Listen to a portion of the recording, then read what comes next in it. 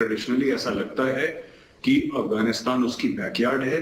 पाकिस्तान को यह विश्वास है कि अफगानिस्तान एक उसको स्ट्रेटेजिक डेप्थ देता है और पाकिस्तान को लगता है कि अगर उसको सरवाइव करना है तो उसका इन्फ्लुएंस वेस्टर्न बॉर्डर्स की तरफ अफगानिस्तान में होना चाहिए और अगर हम बात करें साउथ और साउथ वेस्ट में तो ईरान में होना चाहिए और उसके ईस्ट साइड में कश्मीर और पंजाब में यानी कि हिंदुस्तान के एरियाज में होना चाहिए।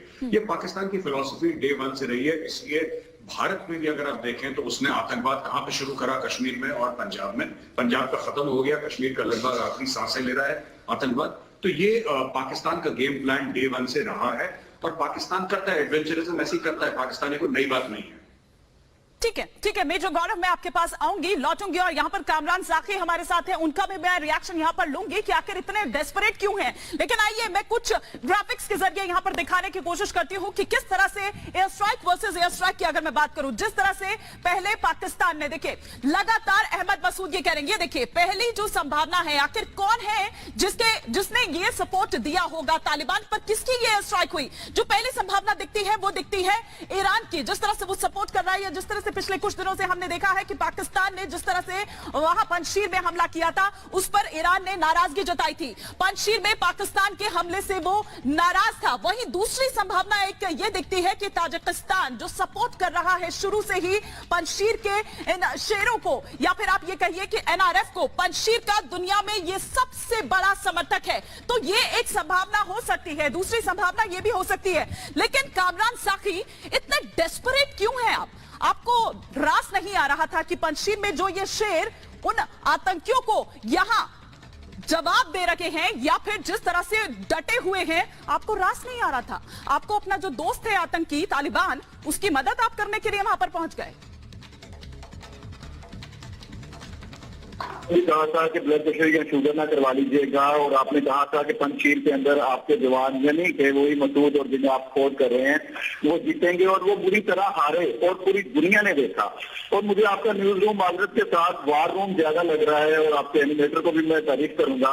इसने ये खुद की हमलावर और 1 मिनट में ये एनिमेट किया और वो स्क्रीन पे चीजें को दिखा रहा है। आप डरिए ना, घबराइए ना। मैंने पिछले प्रोग्राम में भी आपसे कहा कि तालिबान को अपना दोस्त समझिए, वो समझिए कि वो फ्रीडम फाइटर है और उसने अमेरिका, रूस और बड़ी बड़ी ताकतों से अपनी जान छुड़वा ली है। वो ना आपके लिए खतरा है ना खिते के लिए खतरा है। लेकिन ऐसे प्रोग्राम और चीजों और कमेंट आपके लिए जरूर है कामरान साखी, कामरान साखी आपके लिए जरूर है।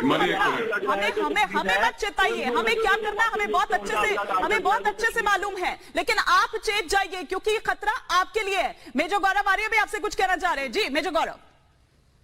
नहीं, कामरान साहब ने जो बात करी बिल्कुल ठीक करी। तालिबान ऐसे हैं वैसे हैं, जो भी उन्होंने बोला बिल्कुल सही बात है, मैं अग्री करता हूँ। हमारे लिए खतरा क्यों होगा? हमसे तो तालिबान पैसे मांग रहे हैं। भाई स्टैनिक्साई ने क्या बोला था दीपक मित्तल साहब से दोहा में जब बातचीत हुई थी? सबसे पहला कौन सा एम्बेसी था जिसमें तालिबान गया है बात करने के लिए? इंडियन एम्बेसी गया है। तो हमें तालिबान से कोई खतरा नहीं है। हमसे तालिबान पैसे मांग रहा है, हमसे सब पैसे मांगते हैं। अगर पाकिस्तानी कामरान साहब हमसे पैसे मांगेंगे हम इनको भी देंगे, हम सबको देते हैं, इनको भी देंगे। तालिबान क्या कह रहा है? आयरन और आप निकालिए जमीन से, क्योंकि हमें नहीं पता कैसे निकालना है। आप अपने इंफ्रास्ट्रक्चर प्रोजेक्ट्स करिए, आप आइए अपना एम्बेसी खोलिए। वो तो हमसे मांग रहा है, हमें कोई खतरा नहीं है। खतरा इनको है। इनसे पूछिए क्वेटा में 3 दिन पहले क्या हुआ था। तहरीक तालिबान ने सुसाइड ब्लास्ट करी थी। कुछ लोग कह रहे हैं 4, लेकिन इंटरनेट में सोशल मीडिया में चल रहा है कि 24 एफसी वाले मर गए। मेन स्ट्रीम मीडिया 4 एफसी वाले बोल रहा है। तो तालिबान तो इनको ठोक रहा है। ये हमसे कह रहे हैं आप मत डरिए। अरे हमसे तो पैसे मांग रहा है तालिबान, हम क्यों डरेंगे? हम तो सेठ हैं, वो भिखारी के पैसे मांग रहा है, दे देंगे उसको पैसे, थोड़े बहुत दे देंगे तालिबान को, क्या दिक्कत है? जी ठीक है मेजर गौरव, मैं लौटूंगी आपके पास और आप देखिए फुल विजुअल चल रहे हैं। पुरानी आप रिवर्स करवाइए अपनी वीडियो, देखिए उसमें से झंडा कौन सा है। ये तो झंडा ही अब इस्तेमाल नहीं हो रहा और आप वो तालिबान और उन लोगों के हाथों में वो नहीं, आप जवाब नहीं देंगे।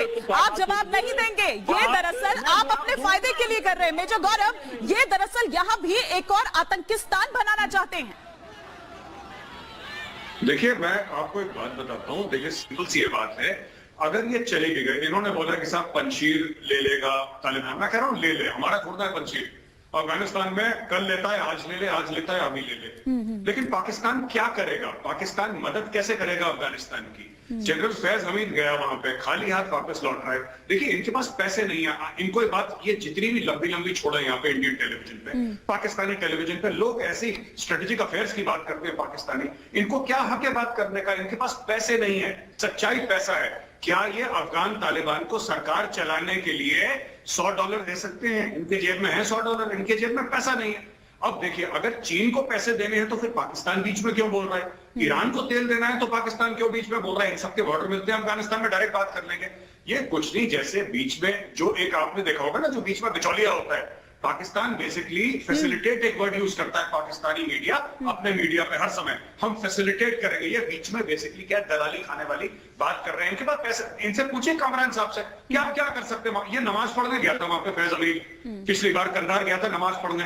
अरे नमाज तुम्हें पढ़ दी है, तुम इस्लामाबाद में रावलपिंडी में पढ़ो, तुम काबुल क्यों जा रहे हो नमाज पढ़ने के लिए? क्योंकि तालिबान नमाज के बाद पूछेगा कि हबीबी तुम कितना पैसा दोगे हमको, कितना पैसा दोगे दोस्त? हबीबी है कि दोस्त, तुम बताओ कितना पैसा दोगे? पैसा इनके पास है नहीं, तो फिर ये क्यों इतनी लंबी चौड़ी छोड़ते हैं ये लोग पाकिस्तानी?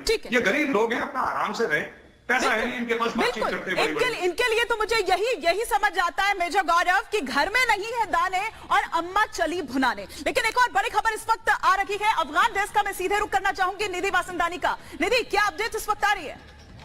ये कोई नई बात नहीं है कि दहशतगर्दी को, आतंकवाद को पाकिस्तान एक फॉरेन पॉलिसी का टूल इस्तेमाल करता है। लेकिन इससे भी बड़ी बात, इसको फंड कौन कर रहा है? क्योंकि जैसा जनरल जीडी बख्शी सर ने बिल्कुल ठीक बोला कि 3 SSG की बटालियंस हैं और भी बहुत फौजें इसने भेजी। देखिए पाकिस्तान के पास पैसा नहीं है अपनी फौजें मोबिलाइज करने का। इसमें करोड़ों अरबों डॉलर और रुपए लग जाते हैं फोर्स को हिलाने में। पेट्रोल का खर्चा, खाने पीने का खर्चा, वेपन्स का, एमुनिशन का, पूरे लॉजिस्टिक्स का एक सप्लाई चेन बनती है।